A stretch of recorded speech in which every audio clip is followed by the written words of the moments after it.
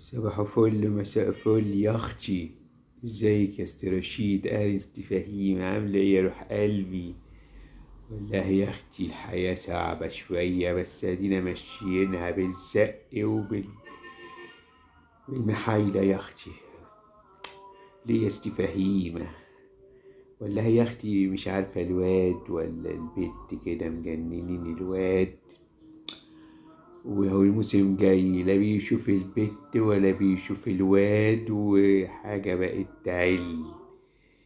مش عارفة يا أختي مال الستات، قلوبها بقت زي الطوب والزلط.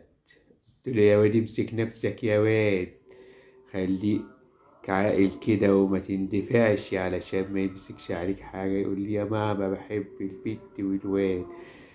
طيب يا ست فهيمة، طب هتعملي يا ست رشيدة؟ والله بعقل فيه، الحرص واجب يا اختي والحق